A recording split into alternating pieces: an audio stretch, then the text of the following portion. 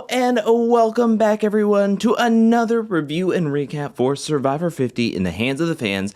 This week is on episode 10, an episode many are regarding as one of the best of the season, but also some are daring to say that it is like a top tier Survivor episode of all time. I personally enjoyed myself and all the chaos that happened in this episode, and we'll get into all the juicy details as we go through this review and recap. For now, let's start off where last episode left off, and that was Christian having to vote for himself because of the one in the urn twist. Everybody jumped on the bandwagon, and Christian was voted out. Now coming back, there aren't a lot of happy campers. You have Rick and Emily who are not happy that Christian is gone, one of their day one alliance members just out of here. But you also have Ozzy, who was upset with both Emily and Rick. Emily because they had an alliance with each other, and Emily voted for him. Rick also voted for Ozzy. Also, Ozzy calls him out, saying that you probably don't have a real idol, do you? Rick the next morning does come clean that his idol was made up, that he and Christian made the fake idol, hid it at Tribal Council after the first Tribal Council, and then just let it sit there and marinate until he needed to pull it out as kind of a break glass in case of emergency. He hopes that this will help mend some bridges and connections, except for, with Joe. But this is only the tip of the iceberg, because Rick has been saying this entire time that he wants so much chaos to happen in this episode. He wants to get everybody scrambling, turn the game upside down. Rick is feeling like he's living on borrowed time, so let's just have fun with it. And fun we indeed have, especially when everybody moves their way over to Jeff for this season's auction, which I'm so thankful for. I love the auctions back in the day. Jeff does say some ground rules where he promises that nobody will lose their vote in this auction, as well as there are items that are comfort, chaos, or both. Now, as somebody who likes the auction, I felt like they were going pretty quickly through this at one point. I mean, you have onion rings and fries going to Rick for $160, milkshakes for $100 to Emily, Jonathan getting a snack tray for $80. One of the highlights of this auction is Aubrey going sicko mode on these grub worms when she buys this comfort chaos item for $280. It was a pile of cookies with a glass of milk, but you had to eat 2 grub worms. Rizzo's like, hey, I'll share this with you, but I'm not eating a worm. And Aubrey's like, good, more for me. I mean, Timon and Pumbaa would have been so stoked to eat these worms. These things were ginormous. And then they would have been impressed on how Aubrey just took it down. I mean, she was showing off, dancing, having a good time, and then she downed all those cookies with Rizzo. It was rather impressive. Another highlight was Jonathan paying $260 for 2 covered trays where one was good, one was bad. He had to pick somebody else to join in with him, which he picked Ozzy. This was called Fall on Your Sword, where whoever bought it could pick one of the 2 items, and then you're just stuck with it. So Jonathan, even though he paid $260, got the bad thing where he had to eat a boiled sea slug. If he didn't eat it within the allotted amount of time, then Ozzy wouldn't gotten fried chicken. I'll give it to Jonathan, he's a great sport because he ate that thing. Ozzy got to eat the chicken, and it was rather impressive and really fun. Suri got a charcuterie board, which she got sick later on with it. Rizzo got grilled chicken and broccoli.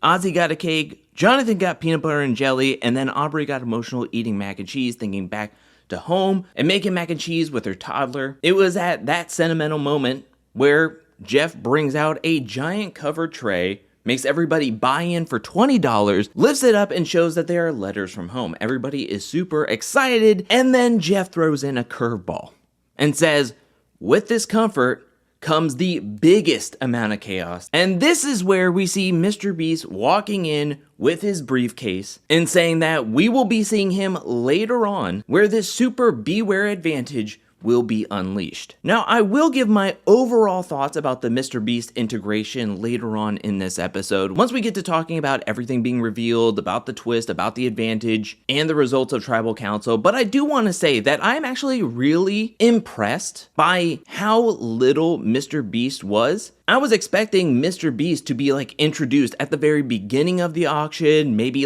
co-hosting the auction with Jeff. Truly, he was very under the radar, came in when it was imperative, when it was necessary to reveal that this is going to be a twist, and then he just walked back off. I will say that some of the interactions with Jeff with Mr. Beast was kind of cringe, calling Survivor a small show, which I appreciated Mr. Beast like doing an eye roll to Jeff being like, okay, you guys are huge, you know, a small show. This is season 50. So at this moment, I was having a great time with this episode, and not only that, but Jeff says, grab all your stuff, we're heading directly to the immunity challenge. Which this week's immunity challenge is everybody standing on a decline plank, trying to balance a ball on a bow. Last person standing wins immunity. And this could be very, very important because now there is a super beware Mr. Beast twist that is going to be happening, and truly it feels like the only way to be safe is winning immunity. This game is pretty straightforward. Get your balance, hold the ball steady, focus, and there's not too much action to be shown on screen, so we're just going to get through it. In phase 1, where everybody is at the very tippy top, for 5 minutes, you have Stephanie losing in about 30 seconds, and then Rizzo falls after her. Everybody is able to move down the plank to phase 2, where Suri and Aubrey also fall. Everybody else makes it to phase 3. I mean, Rick was struggling mightily trying to get on that last stage. I mean, he fell flat on his back, which I've never seen in Survivor before. He eventually gets up on the plank, but it's kind of like, how long are you gonna be able to wait there? Which wasn't very long. Rick is out, Emily falls, Jonathan falls. It comes down to Joe, Tiffany, and Ozzy, who are like competition beasts this season. I mean, it always seems to be either them in the top 3 or the top 4 in every single game. Joe eventually falls. It's between Ozzy and Tiffany. Tiffany is battling because she was voted out on day 19 on her first season. Ozzy is going for history. He would tie Boston Rob with winning the most individual immunities, but when it came down to it, Tiffany was just so rock solid, and she is able to win. And then coming back to camp, this is where we get a little bit of sentimentality, with everybody getting to read their notes. Suri got a note from her dad. Rick got a note from his wife. Aubrey is reading her note. Everybody is getting so emotional. And then a switch turns into their heads, because it's like, I read the note, I know who I'm playing for, what I'm playing for, and let's get this thing going. And this by far is one of the most chaotic camps in all of Survivor that I've ever watched. In the beginning, you have Aubrey, Stephanie, and Jonathan talking at the hammock, and Aubrey's like, look, we're whittling down the numbers, we should make a big move, there's 2 people with immunity idols, we should at least force their hand, where then Jonathan picks it up and is like, hey Stephanie, by the way, once we're all talking about this, Ozzy brought up your name and says that we should maybe vote you out. Stephanie's like, all right, that's enough for me to say Ozzy's name. Ozzy's name gets circulated around. It seems like that's going to be the plan until Joe hears about it. And Joe really embodies honesty and integrity because he doesn't want to do that. He wants to take out Rick. He is the easy target. That's why people are thinking of maybe doing a big move now.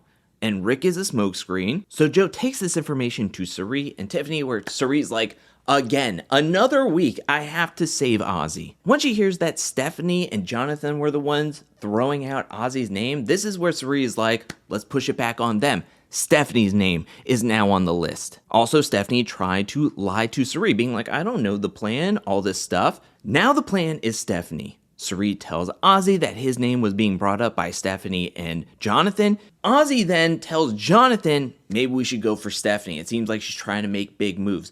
Jonathan then goes tells Stephanie. Stephanie is now afraid of the idol being used. She talks to Rick, says that she has to steal a vote. Suri's name is being thrown out there. Aubrey's name being thrown out there. Rizzo's name. Pretty much every name is on the chopping block except for Joe, Jonathan, and Tiffany. One of my favorite reactions is right before we start to head to Tribal Council. You have Joe being like, all right, do we want to get all together and get one last talk in to make sure we're all on the same page, or are we just going to do this thing? And one of my favorite reactions of the night is Emily being like, I'm going to be genuinely honest with you, Joe. I don't know what's going on. It's so funny. So we already have this like excitement building up heading to Tribal Council. And I'm like, please, oh please, oh please, whatever the super beware Mr. Beast thing is, don't derail this. This is already so lively, so chaotic. Please just let this just kind of organically happen. Well, at Tribal Council, it gets even better. Because Rick, who is like, okay, my back's against the wall. It could still be me. It could be off of me, but I'm gonna have some fun. So when Rick gets the floor, he's like, all right. And he just goes down the line of everything that happens, throwing Stephanie, throwing Jonathan under the bus.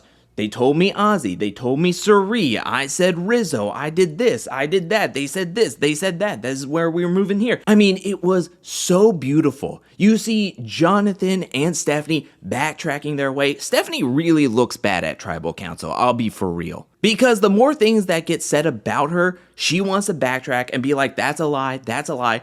I'm not saying anybody's name. I'm not putting anything out there. Everybody's just telling me what to do, which is awful to say right in front of the jury. I mean, I don't know how you come out looking better if you're Stephanie. I know that she's like trying to like save herself. I don't want to be the one voted out, but at the same time, it's a really bad look to be like, people are just saying names to me and I'm just going to facilitate whatever happens. I'm not the one throwing names out there. I don't have my finger on this game. I'm not the one trying to make big moves. It's a weird look. Jonathan keeps on tapping Ozzy being like, hey, it's not true. It's not true. It's so funny because their whole comeback is, nuh-uh, that's not true. And I'm 100% in Rizzo's camp here where he's like, look, we're all saying names. We all want to see big moves happen. If you're behind it and you're talking, just stand on business. Stand 10 toes down. Everything's getting riled up. Chaos is ensuing. And then Jeff kind of puts everything to a halt. I know that he needed a segue to get to the Mr. Beast twist and everything. But my goodness, Jeff just puts everything on pause to go on a 2-minute ramble about this is all because of Mr. Beast. Mr. Beast is here and everybody is freaking out. We're getting the best tribal council because of Mr. Beast. And maybe some of the twist being in the atmosphere and the vibe has helped facilitate this. But nobody is doing this just because Mr. Beast is here. I think regardless of if he was here or not, Rick would have still done this. And I was just holding my breath that everything that we saw here was not going to get derailed and it would feel like it was all for nothing if this twist goes sideways. Well, Mr. Beast joins everybody here, opens up the briefcase, and it is a coin. The Mr. Beast logo on one side, the Survivor torches on the other. One person is going to flip this coin. They will have to call either heads or tails. If they call it correctly, the prize money will be doubled from 1 million to 2 million. On top of that, whoever flips it will get immunity for this tribal council as well as pocket an immunity idol. If the person who flips it doesn't call it correctly, they are out of here. One-way ticket to Ponderosa. Now, how they were going to come to a decision on who flips it, they were going to let anybody decide, or how they were going to let them decide. If it came down to it, they would make everybody pull rocks. The only person who couldn't flip it would be Tiffany, since she is immune already. What Jeff and Mr. Beast were unaware of is that Rick Devens is foaming at the mouth to flip this coin. He feels like he's living on borrowed time. People already want to write his name down. He has nothing to lose. You have Jonathan, who wants to be like, don't let him flip it. Joe doesn't want to let him flip it. Rizzo online said that he really wanted to flip it, but when he looked over at Suri was like, People don't want Rick to do it, but here's the thing. Not a ton of people are willing to put their game on the line for this, even an extra $1 million. So when it comes down to it, they let Rick flip it. Rick calls the Beast logo, flips the coin, it even rolls on its side once it hits the ground, just adding to the suspense of everything. And when it falls on the ground, it is indeed the Beast logo. Rick is able to call it correctly, doubling the prize fund. Rick is safe. I thought Rick was pretty accurate, basically calling this a super powered shot in the dark, because Rick was like, I want to flip this coin because my odds with it are 50-50. Whereas that's better than a 1 in 6 chance, which makes it sound like maybe Rick was going to do his shot in the dark this episode to try to keep him safe. So he gets the coin toss, gets immune, gets to pocket an idol, and now everybody is squirming. Stephanie's name is being thrown out there. Aubrey's name is being thrown out there. Emily's name being thrown out there. Emily's telling Jonathan, I think we should all just vote Aubrey. And Jonathan goes, you're full of it. Right before going to vote, Stephanie uses her steal a vote to take Rick's vote. She gets 2 votes, and when the votes are read, 2 votes are for Aubrey, both by Stephanie, and every other vote is for Stephanie. That's right, even Joe and Jonathan vote to get Stephanie out of the game. Their game baffles me because now Joe has taken out some of his biggest allies via his own vote. I don't know how that's going to play well if he keeps on making it further and further into the game. Rick Devens came into this episode wanting to do one thing and one thing only, and that was cause chaos, which happened in the biggest way possible. And here's the thing. After dealing with all the celebrity twists and all the celebrity stuff, I have to say that the Mr. Beast one actually was probably the best twist and had the best results. Now, if Rick would have called it incorrectly and all the chaos that he stirred up led to him just being out of the game via a coin flip, maybe I would have felt differently, maybe it would have felt too anticlimactic, but that is a woulda, coulda, shoulda to think about, but that didn't happen. I think this was the best case scenario, and I was thrilled. I was at the edge of my seat pretty much the entire time, and it was just a really, really fun episode. I'll be honest, I was worried the entire time about the Mr. Beast integration. I think it went off without a hitch. I thought Jimmy himself was like the truest fan out of all the celebrities, that he just wanted to sit on the sideline, let Jeff do his thing, let Jeff host. He didn't add too much commentary, he didn't get a confessional, he didn't seem overly used. I mean, if anything, Jeff just kept on like name dropping him, where he was just on the sideline just being like, hey, kind of thing. And you know what? I think he was a lot more tolerable compared to all the other celebrity integrations that they had on this season. But for now, I just want to see everybody just play the game. Let's have some fun. We got 3 hidden idols in play, 1 extra vote, 9 people left, pretty much 3 episodes to go. This is going to get intense. I just feel like this could have been just the very beginning of the storm that is going to brew. And that to me is exciting as we move on to the final stretch of Survivor 50. Oh, but now I want to turn it over to you. What'd you think about this episode of Survivor 50, episode 10? What'd you think about the auction? What'd you think about everybody scrambling at camp and everything that happened at Tribal Council? What do you think about Mr. Beast and his twist of the flip the coin to double the prize money, get an immunity idol, or go home? Let me know down in the comment section below. I want to hear everybody's thoughts, good, bad, or indifferent, about what you thought about this episode, because this was just so jam-packed with so much twist, so much chaos, and I really, really enjoyed it. I do think that it was funny because I saw a Reddit comment being like, the prophecy has been fulfilled. Rick Devens got an idol at Tribal Council, which I thought was really, really funny and very accurate. But again, I want to hear everybody's thoughts about this episode. Please let me know down in the comment section below. I now want to give a special shout out, thank you to everybody who supports me over on patreon.com/angelcakevids. Thank you for your support. Thank you for your generosity. Thank you, thank you, thank you.